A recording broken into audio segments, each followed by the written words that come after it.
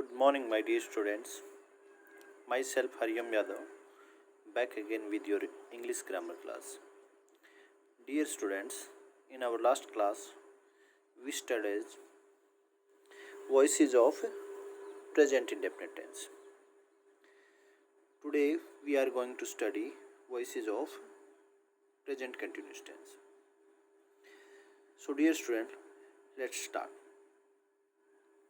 देखिए, अगर हमारी active voice present continuous tense में है तो पैसिव वॉइस बनाते समय हेल्पिंग वर्ब के रूप में इज एम आर के साथ बीइंग का प्रयोग होता है। अगर आपकी active voice present continuous tense में है तो उसको जब पैसिव वॉइस में आप कन्वर्ट करोगे तो उसके साथ हेल्पिंग वर्ब के रूप में इज एम आर के साथ क्या लगाओगे? बीइंग लगाओगे। अब कहाँ पे इज लगना है, कहाँ पे एम लगना है, कहाँ पे आर लगना है, ये डिपेंड करेगा आपके सब्जेक्ट पे। और सब्जेक्ट कौन सा होगा? जो ऑब्जेक्ट को आप सब्जेक्ट में कन्वर्ट करोगे उसके अकॉर्डिंग आपने देखना है कि भाई उसके अकॉर्डिंग इज लगना है कि एम लगना है कि आर लगना है।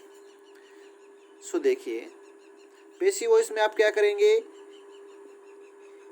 सबसे पहले आप क्या करेंगे भाई? ऑब्जेक्ट को सब्जेक्ट जो बनाते हैं वो बनाएंगे, ठीक है।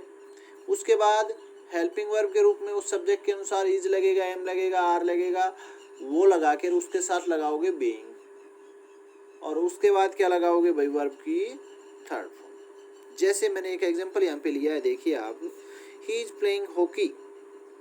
तो पहला मैंने क्या बताया कि आप बनाओ ऑब्जेक्ट को सब्जेक्ट। तो ऑब्जेक्ट क्या है यहाँ पे? हॉकी। तो हॉकी को जब सब्जेक्ट के रूप में लिखेंगे तो भी क्या लिखेंगे? हॉकी। अब हॉकी के साथ क्या लगाएंगे आप? प्रेजेंट कंटिन्यूस में हेल्पिंग वर्ब इज, तो हमने इज लगाया। लेकिन यहाँ पे हमने क्या करना है? पैसिव वॉइस बनाते समय उसके साथ बीइंग और लगाना है। तो हमने क्या लगाया? इसके साथ बीइंग भी लगाया। बीइंग वर्ब की कौन सी फॉर्म आएगी? Third form. तो वर्ब की थर्ड फॉर्म के लिए हमने प्ले की वर्ब की थर्ड फॉर्म क्या किया? प्लेड। और फिर क्या करते हैं? लास्ट में सब्जेक्ट को ऑब्जेक्ट बनाते हैं और उससे पहले क्या लगाते हैं? बाई। तो ही को जब ऑब्जेक्टिव फॉर्म में लिखेंगे तो क्या लिखेंगे? हिम। और उससे पहले क्या लगाया? बाय। तो ही इज प्लेइंग हॉकी, इसकी पैसिव वॉइस जब हम बनाएंगे तो क्या बनेगा भाई इसका? Hockey is being played by him. Next देखिए,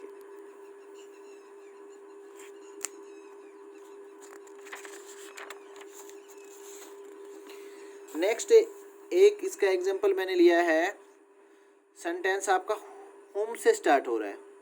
होम आर यू अब्यूजिंग। तो होम से जब सेंटेंस स्टार्ट होता था तो इंटेरोगेटिव जो एक्टिव वॉइसेस को हमने पैसिव वॉइसेस में जब चेंज किया था आपके प्रेजेंट इंडेफिनिट के लिए, चीज़ें वही रहेंगी। हेल्पिंग वर्ब सिर्फ बदल जाएगी। आपकी क्या बदल जाएगी? सिर्फ हेल्पिंग वर्ब बदल जाएगी। वहाँ पे हेल्पिंग वर्ब अलग आ रही थी, यहाँ पे हेल्पिंग वर्ब अलग आएगी। तो बाकी नियम्स आपके वैसे रहेंगे जैसे वहाँ पे थे। सो करिए, देखिए, who are you abusing, sorry, whom are you abusing. तो होम कन्वर्ट किस में हो जाएगा? हमने बताया भाई हु में। होम कन्वर्ट किस में हो जाएगा? हु में। और हु जो है ना WH वर्ड है, लेकिन हु थर्ड पर्सन सिंगुलर की तरह ट्रीट करता है। हु किसकी तरह ट्रीट करता है भाई? थर्ड पर्सन सिंगुलर की तरह। कौन? हु मीन्स क्या होता है? कौन। वो कौन? कोई आदमी, कोई औरत। और कोई आदमी कोई औरत क्या होता है? Third person singular. तो थर्ड पर्सन सिंगुलर के साथ फिर जो इज एम आर में से आप हेल्पिंग वर्ब के रूप में किसका प्रयोग करोगे? इज का। तो हमने हु के साथ क्या लगाया? इज। अब यहाँ पे इज के साथ आपने क्या लगाना है? बीइंग भी लगाना है। तो हमने बीइंग भी लगा दिया। तो हु इज बीइंग, वर्ब की थर्ड फॉर्म क्या आएगी? अब्यूज की third form abused by you. Next एक मैंने लिया है, देखिए इसका एक example, is he teaching me. Is he teaching me interrogative ये है। तो इंटेरोगेटिव है तो सबसे पहले यहाँ पे देखिए हमने बताया भाई आपने ऑब्जेक्ट को सब्जेक्ट बनाना। ऑब्जेक्ट क्या है यहाँ पे? मी। तो ऑब्जेक्ट को हमने सब्जेक्ट बनाया तो मी की सब्जेक्टिव फॉर्म क्या होगी आई, लेकिन इंटेरोगेटिव है तो स्टार्ट किससे होगा हेल्पिंग वर्ब से, तो आई के साथ हेल्पिंग वर्ब क्या लगाओगे एम, तो आपका क्या बना एम आई। और यहाँ पे जो है ना इजेमार के साथ हेल्पिंग वर्ब के रूप में बीइंग का और प्रयोग करना है। और मैंने आपको टेंसेज में भी बताया है और बार बार मैं बताता हूँ कि बच्चों जहाँ पे आपकी helping verb more than one word हो, 2 वर्ड्स में हो, 3 वर्ड्स में हो, वहाँ पे इंटेरोगेटिव सेंटेंसेस के लिए आप क्या करोगे कि भाई जो फर्स्ट वर्ड है ना उसके बाद सब्जेक्ट और बाकी बची हुई जो आपकी हेल्पिंग वर्ब का जो भी वर्ड्स बचे हैं वो उसके बाद। तो यहाँ पे 2 वर्ड की होगी, एक वर्ड तो हो गया आपका हेल्पिंग वर्ब का एम और दूसरा हो गया बीइंग। तो हमने क्या किया भाई एम को तो हमने पहले लिया, उसके बाद फिर क्या सब्जेक्ट, सब्जेक्ट क्या है यहाँ पे आई, और आई के बाद हमने क्या लिया बीइंग। वर्ब की हमेशा पैसिव वॉइस में थर्ड फॉर्म का प्रयोग होता है, तो टीच की थर्ड फॉर्म क्या हुई भाई टॉट, और सब्जेक्ट को बनाओ ऑब्जेक्ट, तो ही को ऑब्जेक्ट बनाया हिम और उससे पहले क्या लगाया बाय, और लास्ट में साइन ऑफ इंटेरोगेशन। जब नरेशन हम करते हैं तो आपके जो इंटेरोगेटिव सेंटेंसेस होते हैं उनको हम सिंपल सेंटेंसेस में या आपके अफर्मेटिव सेंटेंसेस में कन्वर्ट कर देते हैं, लेकिन यहाँ पे जो इंटेरोगेटिव सेंटेंस है एक्टिव वॉइस में वो पैसिव वॉइस में भी क्या रहेगा इंटेरोगेटिव, और इसलिए हम क्या करेंगे भाई लास्ट में साइन ऑफ इंटेरोगेशन लगाएंगे और उसको स्टार्ट किससे करेंगे हेल्पिंग वर्ब या WH वर्ड से स्टार्ट करेंगे। ठीक है, नेक्स्ट देखिए। नेक्स्ट इसका नियम कहता है कि हमारी पैसिव वॉइस में has have plus been plus verb की थर्ड फॉर्म का प्रयोग करेंगे। कब करेंगे अगर आपकी active voice present perfect tense में है। अगर आपकी एक्टिव वॉइस किस में है भाई प्रेजेंट परफेक्ट टेंस में है। तो यहाँ पे देखियो हेल्पिंग वर्ब जो है ना आपकी हैज और हैव किस में आती है प्रेजेंट परफेक्ट में। तो एक्टिव वॉइस प्रेजेंट परफेक्ट में है तो उसके साथ हमने सिर्फ क्या किया है बीन लगाया है। जिस प्रकार से प्रेजेंट कंटिन्यूस में था आपकी एक्टिव वॉइस तो पैसिव वॉइस बनाते समय ईजेमार के साथ बीइंग लगाया था, यहाँ पे हमने हैज हैव के साथ क्या लगाया है बीन लगाया है। सो देखिए इसके एग्जांपल देखिए। पहला एग्जांपल देखिए he has stolen my purse.